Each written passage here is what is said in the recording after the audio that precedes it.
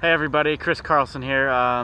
Today is day 6 of the fast for the children in Yemen, and I just want to, first of all, once again, just do a quick update that if you're not aware, there are people starving in Yemen, and the United States government and the Saudi government and a number of other governments are causing it. They've blockaded the country. First of all, the Saudi government bombed most of the food warehouses, most of the food supplies within the country. And then they put in a blockade so that nobody could get more food into the country. And now there's just, like millions of people starving. Even, like I think millions of people, children, literally starving to death. They're estimating, I can't remember the exact estimates, so I don't like to. I want to try and at least remain somewhat to the facts, at least as I've heard them. But somewhere in the millions of people may starve to death by the end of this winter if we can't get food in there. And so I'm fasting.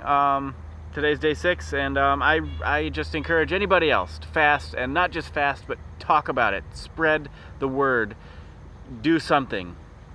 Help people, help the people in Yemen get food. Because within this country, within the United States, if we just make a noise as a country, if we really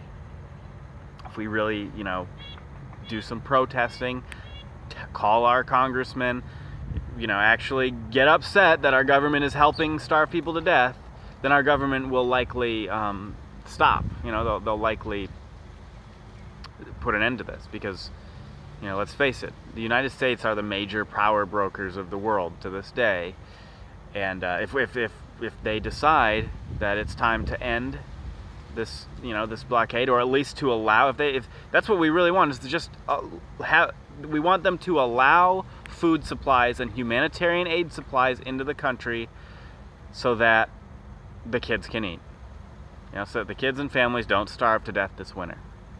So that's the goal, and I pray that you will really be moved by that, and you will do something to help that. Now, the other thing that I want to talk about today is something that I completely forgot about, that this was going on, but it's pretty disturbing.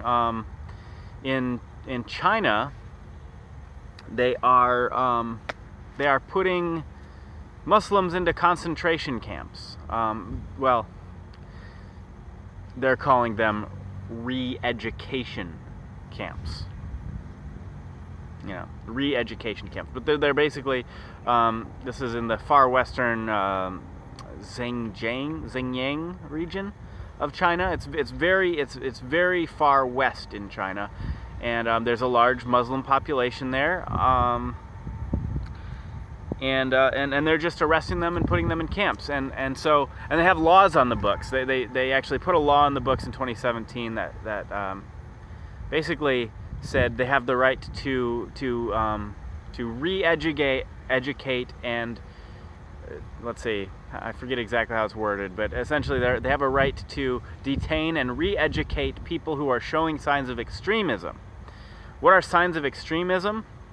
Wearing a veil, having an unusual beard, not watching state-run or state television, or refusing to listen to state radio, the state radio programs, or refusing to put your children in the state-run education programs.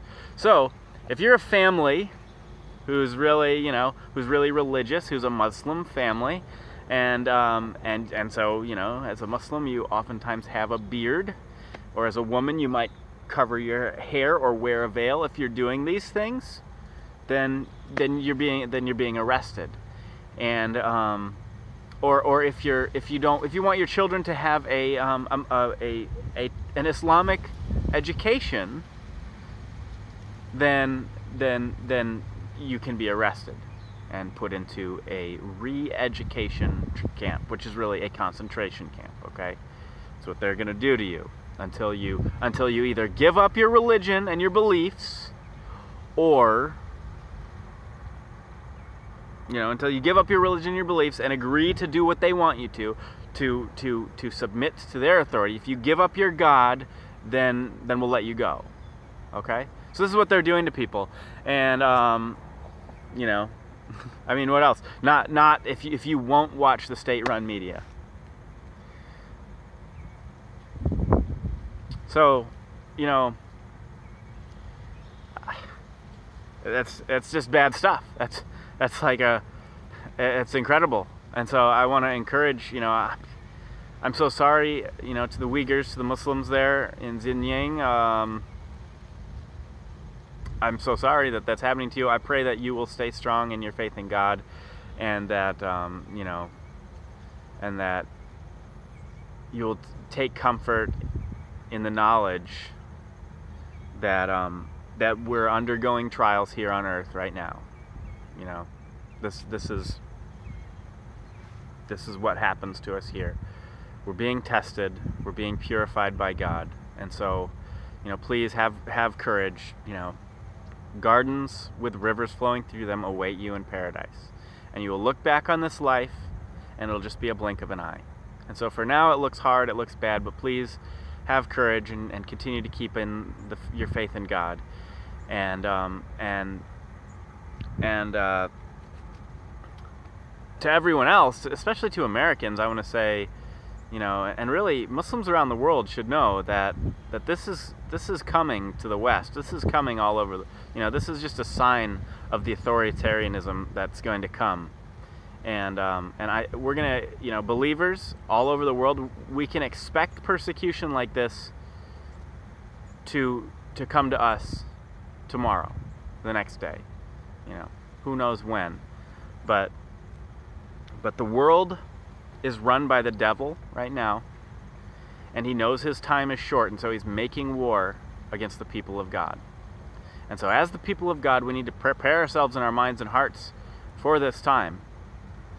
You know, I say this a lot, but I'll say it again. I was told this by God, that this time is coming and it's going to soon be upon us. And so I'm really trying to warn people, I'm really trying to warn believers that it's time to wake up and recognize that this time is upon us, and that we really need to come together as a family, as an ummah. We really need to come together. We really need to come together and prepare to be strong, prepare to support each other, and prepare for this time that is soon upon us. So anyway, that's it today. God be with the people in China and the people in Yemen and everywhere else. There is so much, you know, when I read the news every morning of what's going on in the world, it's very saddening, because there's so much evil going on right now. You know, this is Jahiliyyah. We're living in Jahiliyyah, essentially. And so, you know, keep up the faith, pray to God, and I'll talk to you again tomorrow, inshallah. God bless you.